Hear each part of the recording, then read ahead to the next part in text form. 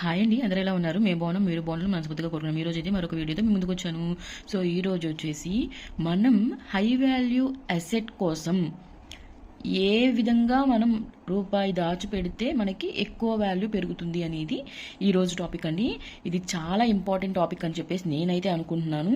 So మీ అభిప్రాయాన్ని comment సెక్షన్లో తెలపండి. సో మీ అభిప్రాయంలో ఏది అంటే దట్ మీన్స్ ఎలా సేవ్ చేస్తే హై వాల్యూ అసెట్ అనేది మీరు ఫీల్ అవుతారు కామెంట్ సెక్షన్లో తెలపండి.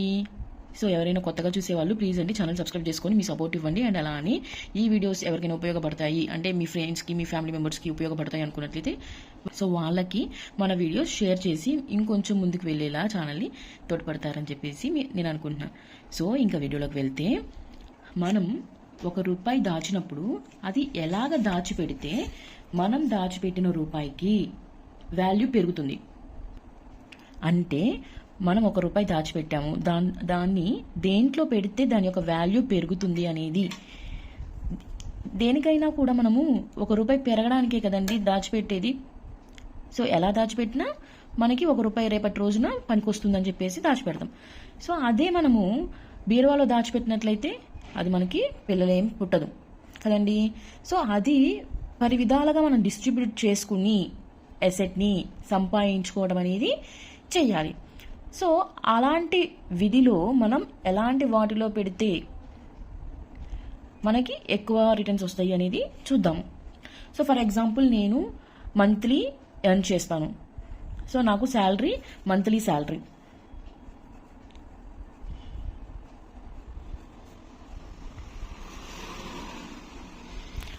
నాకు మంత్లీ శాలరీ సో ఎంతైనా అవ్వనియండి. సో ఆ మంత్లీ శాలరీలోనే నేను ఒక 5,000 దాచిపెట్టాలి అనుకుంటున్నాను. 5,000 అలా ఒక 12 మంత్ అలా నేను ఒక 12 మంత్స్ దాచిపెడతాను. సో అప్పుడు నాకు ఎంత అవుతాయండి? ఒక 60,000 దాకా వస్తాయిగా. టోటల్ నాకు ఒక 60,000 దాకా వస్తాయి. ఎంత? నేను మంత్లీ 5,000 దాచిపెట్టినట్లయితే సో ఎన్ని నెలలు? 12 నెలలు, ఒక సంవత్సరం దాచిపెట్టినట్లయితే నాకు 60,000 వస్తాయి. సో ఇలా వస్తాయి ఎట్లా? నేను మంత్లీ దాచిపెట్టగలిగితే. ఫర్ ఎగ్జాంపుల్ నాకు ఆ నెలలో ఎమర్జెన్సీ వచ్చేసింది. సో నేనేం చేయలేను, నేను దాచిపెట్టే 5,000లోనే నేను ఖర్చు చేయాల్సి వచ్చింది. సో మనం చేస్తాము, అక్కడితో ఆ నెల అనేది ఆ 5,000 కోల్పోయినట్లే కదా. సో నేను చెప్పేది ఏంటంటే అంతకుముందు నేను చెప్పాను శాలరీలో 50-30-20 రేషియోలో మనం ఖర్చు చేసుకోవాలి అని చెప్పేసి కదండి. సో ఆ 50-30-20 రేషియోలో మనం ఒక 5% అనేది ఎమర్జెన్సీ ఫండ్కి ప్రతి నెల తీసుకొని పెట్టుకున్నట్లయితే మనం ఇలాంటి సేవింగ్స్లో నుంచి డబ్బులు తీసే పని ఉండదు అని చెప్పేసి నేను ఆల్రెడీ చెప్పానండి. సో అది కొంచెం చెప్పడం ఈజీయే, పాటించడం అంతకంటే కష్టం అని చెప్పేసి అందరికీ తెలుసు. కానీ మనం ఎలాగోట్లా కొంచెమన్నా ప్రతి నెల సేవ్ చేసుకున్నట్లయితే ఆ సేవ్ చేసుకునే అమౌంట్ మనకి చాలా అవసరాలలో తోడ్పడుతుంది. సో కొంచెం కష్టమైనా మనం ట్రై చేయాల్సిందేనండి. సో ఫర్ ఎగ్జాంపుల్ నేను ఇట్లా చెప్పాను కదండి, 5,000 ప్రతి నెల నేను దాచిపెట్టినట్లయితే సంవత్సరానికి 60,000 వస్తాయి. సో ఈ 60,000 నేను బీరువాలో దాచిపెడితే నాకు దానికి పిల్లలు ఏం పుట్టవు. సో మరి నేను ఎట్లా చేయాలి, ఏం చేయాలి? So mutual funds, mutual funds. So ఈ మ్యూచువల్ ఫండ్స్లో మనం systematic investment plan SIP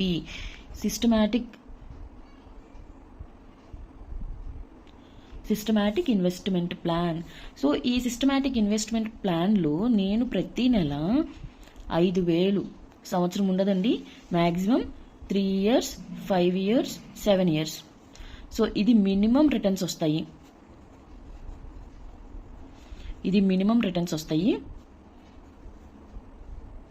so ఇక్కడ వచ్చేసి మనకి మ్యూచువల్ ఫండ్స్లో systematic investment plan 3 years, 5 years, 7 years maximum ఉంటుంది.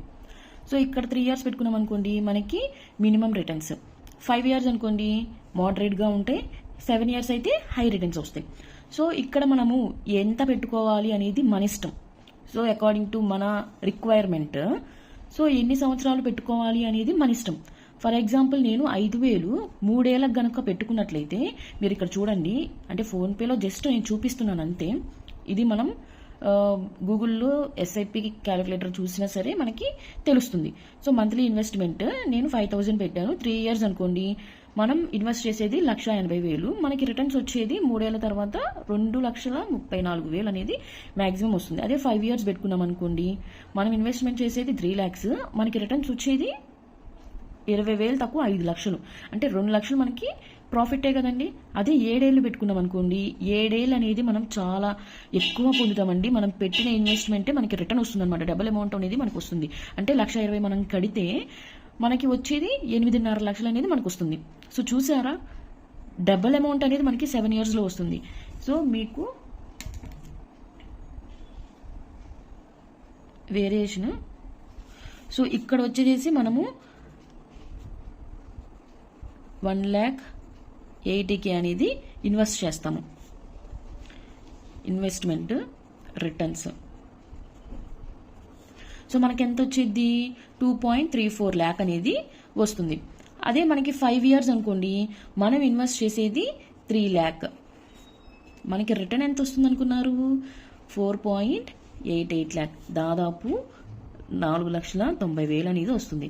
ఇక్కడ 7 years హై రిటర్న్స్ అని చెప్పాను కదా, 4,20,000 కనుక మనం కడితే ఇన్వెస్ట్మెంట్ చేస్తే సో ఎంత వచ్చింది అనుకున్నారు, 8.54 lakh అనేది వస్తుంది. చూసారా, 4,20,000 ఎక్కడ, 8,54,000 ఎక్కడ. సో అందుకనేనండి మనం ₹1 దాచేటప్పుడు అది రెట్టింపు అయ్యేలాగా చూసుకోవాలి. ఎందులో పెడితే మనకి అమౌంట్ అనేది ఎక్కువ అవుతుంది అనేది చూసుకోవాలి. ఈ మ్యూచువల్ ఫండ్స్ అనేవి షేర్ మార్కెట్లో ఏమీ ఉండవండి, ఇది నాన్ ఎండోర్స్మెంట్ పాలసీ ప్రకారమే ఉంటాయి. సో మనం ఎక్కడైనా తీసుకోవచ్చు, HDFC బ్యాంకుల్లో ఉన్నాయి, SBI బ్యాంకులో అప్లై చేసుకోవచ్చు, ICICI బ్యాంకులో అప్లై చేసుకోవచ్చు. కానీ SBIలో SBIలో వచ్చేసి మనకి 19.54% ఇంట్రెస్ట్ అనేది ఇప్పుడు చూపిస్తుంది కదా. సో మనం ఇంట్రెస్ట్ ఎక్కువ దేంట్లో వస్తుందో అందులో పెట్టుకోవడం మనకి ఇంపార్టెంట్ అనమాట. సో మనకి ఎందులో ₹1 పెట్టుకుంటే ఎంత వస్తుంది అనేది మనం ముందే అంచనా వేసుకోవాలి. సో ఇది నేను మంత్లీ శాలరీ ప్రకారం చెప్పుకున్నాను. సో బేసిక్గా మంత్లీ శాలరీ మనం ఒక 20,000, 18, 15 వచ్చే వాళ్ళు 3,000 అన్న సేవ్ చేయగలరు కదండి. సో 3,000 మనం 5 years కానీ 7 years కానీ పెడితే మనకి దాదాపు 5 lakhs వరకు వస్తాయి. సో ఇలాగ మనము అమౌంట్ అనేది ఎక్కువ చేసుకోవాలి, కానీ తక్కువ అంటే మనం సేవ్ చేసిన ఒక 30,000 సంవత్సరానికి దాచగలిగితే ఆ 30,000 బెరవలో ఉంటాయి, కానీ ఎక్కువ అవ్వవు కదా. సో అది నేను చెప్పేది. సో లేదు, FD పోస్ట్ ఆఫీస్లో మనకి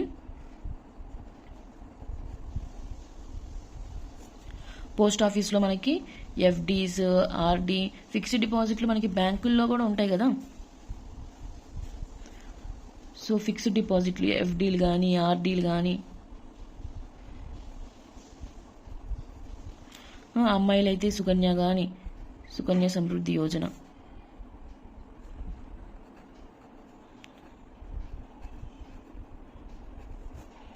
for girl child Sukanya Samriddhi Yojana. దీంట్లో గనక మనము దాచగలిగితే ఆడపిల్లలకి దీనంత ఉత్తమం అనేది మనకి ఏమీ ఉండదండి. దాదాపు ఇప్పుడు మనకి సెంట్రల్ గవర్నమెంట్ ఇచ్చే వడ్డీ రేటు 8.2, దేనికి ఇవ్వదనమాట 8.2. అదే అబ్బాయిలకైతే కిసాన్ సర్టిఫికేట్ ఉంటుంది కదండి, కిసాన్. సో దాంట్లో వచ్చేసి మ్యాక్సిమం 7% అనుకుంటా ఇస్తుంది. సో ఆ మగపిల్లలకైతే కిసాన్ సర్టిఫికేట్, కిసాన్ పత్ర యోజన ఏదో ఉందండి. సో దాంట్లో అయితే 7% అనేది మనకి ఇంట్రెస్ట్ రిటర్న్స్ అనేది ఇస్తుంది అనమాట. మ్యాక్సిమం మనం ఎంతైనా దాచుకోవచ్చు. సో సరే, నేను మనీ పరంగా నేను దాచిపెట్టను, నాకు ఆడపిల్ల ఉంది, గోల్డ్ ముఖ్యము. సో అలాంటప్పుడు మనం ఏం చేస్తాము, గోల్డ్ సేవ్ చేయడానికి చూస్తాం కదండి. సో ఫర్ ఎగ్జాంపుల్ నేను పుట్టినప్పుడు చాలా తక్కువకి దొరికేదండి బంగారం రేట్ అనేది. దాదాపు అంతెందుకండి, మా పెళ్ళి టైంలో అంటే 2023కి మా పెళ్ళి టైంకి 10 grams బంగారం 50K అరౌండ్ అంటే ఎక్కువైనా తక్కువ 50K 55 ఎంత ఉందండి. సో ఇప్పుడు ఎంత ఉంది, నౌ 2026లో ఉన్నాము. సో 10 grams వచ్చేసి నియర్లీ 1,50,000 ఉంది. సో ఇప్పుడున్న రేట్ అయితే మనకి 10 grams 1,50,000 ఉంది. సో మనం గోల్డ్ సేవ్ చేయడము ఉత్తమమేనండి. సో కాకపోతే ఇది లాంగ్ టర్మ్ ఇన్వెస్ట్మెంట్.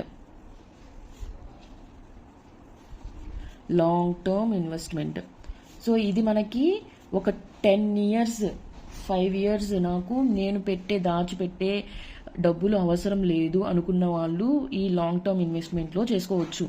ఈ మ్యూచువల్ ఫండ్స్ అనేది నేను లాంగ్ టర్మ్ ఇన్వెస్ట్మెంటే చెప్పానండి. ఎందుకని అంటే 5 years 7 years మనం రిటర్న్స్ ఎక్స్పెక్ట్ చేయొచ్చు, హై అసెట్ అనేది ఎక్స్పెక్ట్ చేయొచ్చు. సో ఈ రెండింటిలో మనం ఏది అనేది ఎంచుకోవాలో అది మన ఇష్టము, మన రిక్వైర్మెంట్, మన పరిస్థితిని బట్టి, మన క్యాపబిలిటీని బట్టి మనం ఎంచుకోవాలి. సో 1000 అయినా దాచండి, 500 అన్నా దాచండి, లేదు మనకి ఇంకా ఎక్కువే వస్తున్నాయి అనుకున్నప్పుడు 3,000 4,000 అట్లీస్ట్ 5,000 అలా దాచుకోవడానికి మనం ట్రై చేస్తే గనక ఫ్యూచర్ అనేది మనము చింతించకుండా వెనక్కి తిరగకుండా చూసుకోవచ్చు. సో ఈరోజు వీడియో అయితే ఇదేనండి. సో ఇలాంటి వీడియోస్ మీ ముందుకి ఇంకొన్ని రావాలి అండ్ అలానే మన ఛానల్ ఇంకొంచెం గ్రోత్ అవ్వాలని చెప్పేసి మనస్ఫూర్తిగా కోరుకుంటున్నాను. ఈ వీడియో కనుక మీకు నచ్చినట్లయితే ప్లీజ్ అండి ఛానల్ని సబ్స్క్రైబ్ చేసుకొని మీ సపోర్ట్ అంటే వీడియోని లైక్ చేసి ఈ వీడియోస్ ఎవరికైనా ఉపయోగపడతాయి అనుకుంటే మీ ఫ్రెండ్స్కి ఫ్యామిలీ మెంబర్స్కి షేర్ చేయండి.